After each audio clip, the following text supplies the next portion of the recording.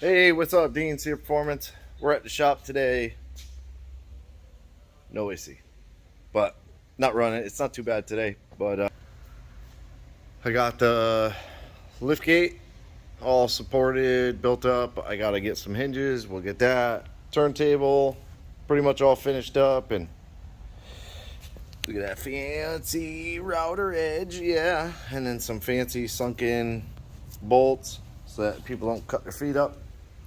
And then we got old Jeffrey's truck up on the lift, and I've already done a bunch of stuff. I finished. I got the one bolt here for the bell housing. The other one's in, but of course, I didn't tighten it from the top, but it's in the bell housing. I got the converter all bolted up. The brake line, I'm gonna have to figure out what to do with it. He'll throw a fit. But I got the oil filter. Where are you? There it is. I got the oil filter housing mounted to the frame. I welded the bracket to the frame, and I'm probably gonna make a little piece of rod. Well, it's not too bad actually, but I might make a little piece of rod to kind of triangulate it, maybe in the middle of it. I left enough room for the 2 ports up front so that I can run the feed behind the, well, I guess it would be in front of the shroud to get it away from the wastegate. Yeah, I haven't figured out the routing on that yet.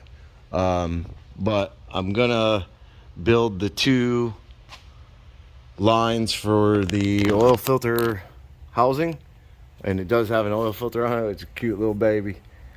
It's from like a BMW or something. I just went off the thread size.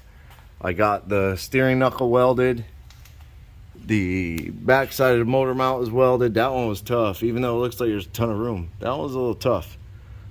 I got to get the suspension all tightened up. Well, not all tightened up, but I'm going to get it tighter. What else? I threw the transmission cooler up there.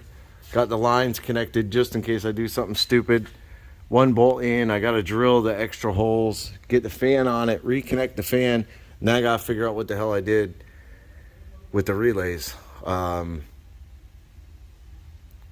I am not 100% sure what I got going on with the relays here.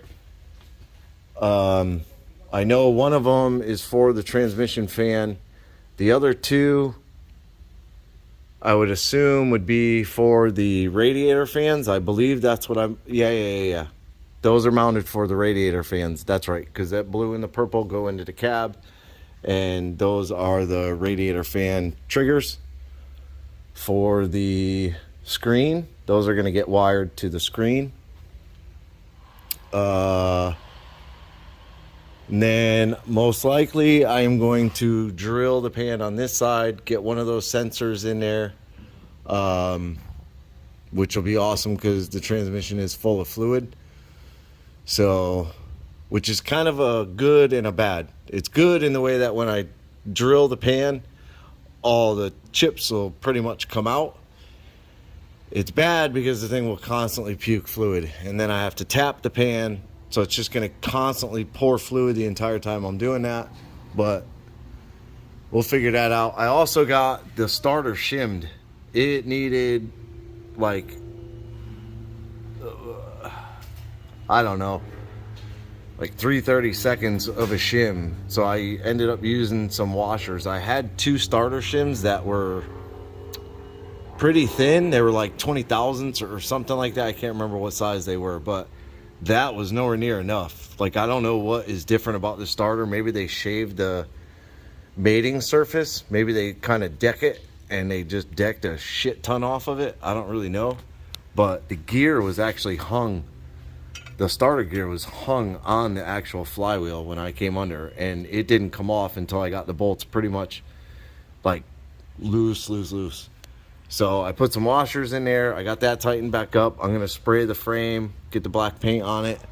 There's a bunch of spots that I missed when it was on the ground, which is fine. It's just for Jeff. We're not worried about it. What else am I going to do? I'm going to pull the sway bar off because we will not need that. And then I got to lift the bed and take the cap off that side to get the bed to come down. I didn't notice the cap was on there when I positioned the bed and put the bed on. But it's pretty close to being in position. You can see the bolt hole right there because Jeff was just like, I'm not putting the bed back on. You could do it. And here's those wires that he ripped out of the light bulbs. I may replace the light bulb. I don't know. The other one doesn't even work anymore, so I'm not sure if because of him yanking and tugging on shit, if he broke everything. I don't really know, but it's kind of an annoying thing. It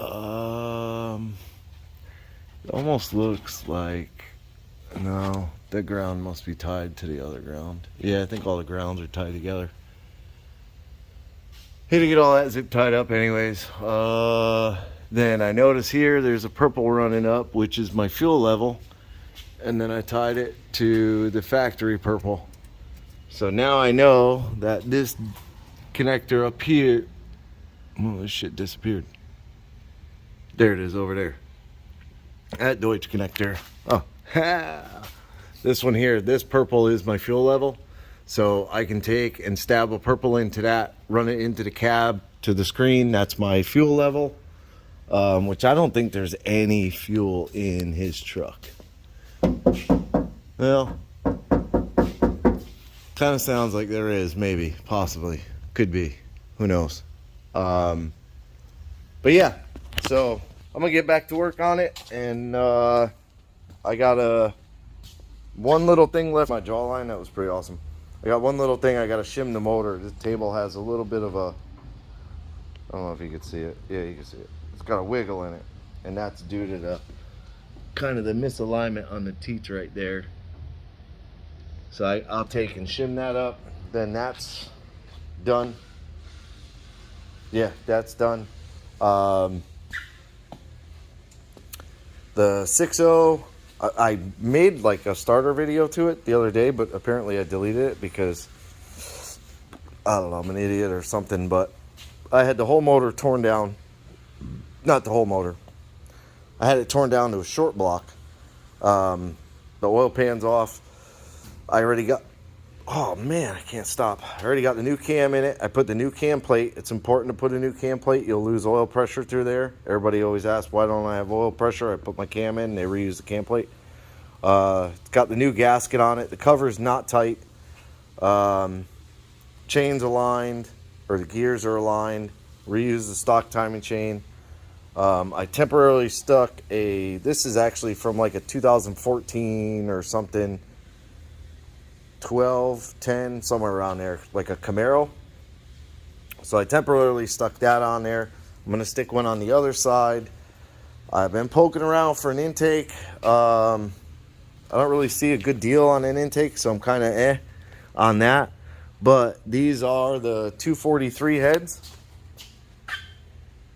So we got rid of the 317s. The 243s are on. The valve springs are in. I got to do the back cover, gasket, and rear main seal. I'm going to do the cam sensor O-ring.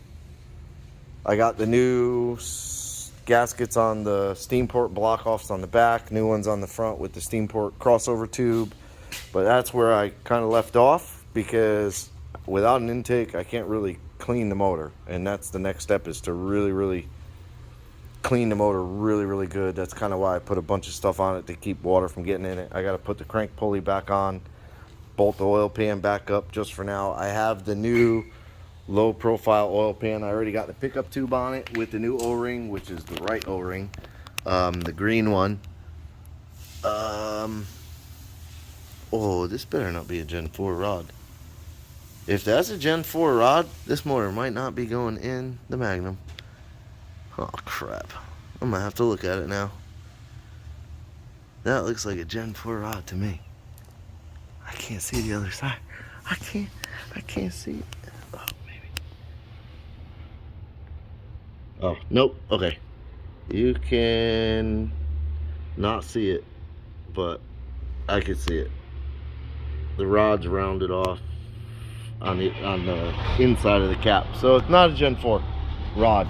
So it's going in the Magnum. Did do the head studs. These are the ARCs, almost real Chinese. They're not ARPs. These are ones that I believe I had in the Escalade in the 5.3. But they're back in, torqued down, LS9 head gaskets, new valve cover gaskets. Everything's bolted on. Everything you see is pretty much bolted on except for the front cover and the oil pan, so that we can get it cleaned up real good. And I may, if I find a good intake, I may take that little sandblaster I have and I may sandblast this whole thing, including the manifolds, and then kind of repaint the block back to black, clean it up, make it look good.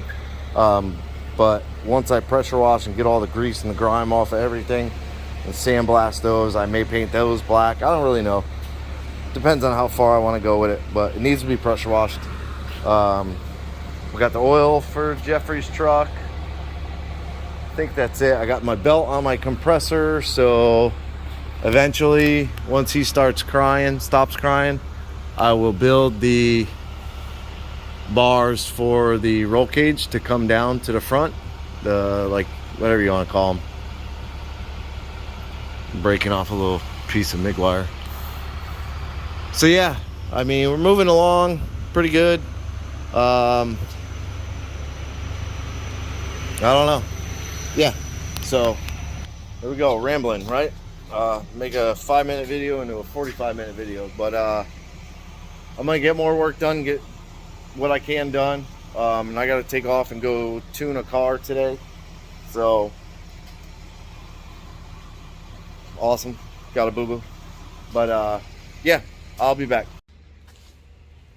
Okay, so I fought, but simple. Oil lines are on, and I used the clamps to hold them together, one there. So those are all made and on.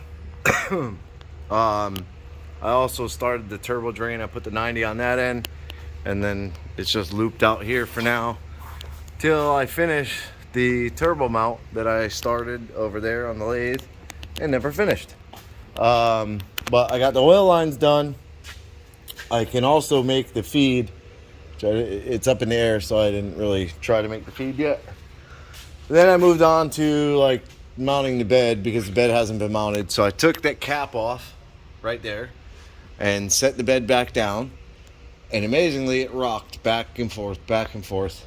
And it took me off 4 or 5 minutes to find the axle housing vent.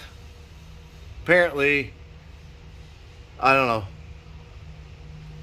whoever took the bed off, painter, moved it to that hole right there, so the bed sat on top of the vent. And I didn't notice it when we put the bed on it, so I just figured out it was rocking, and I was like, what the hell is making it rock? But that hole there is where I had it originally mounted, so now it's back there. But man, like, I had to take the tire off, hold the bed up, take the bolt out.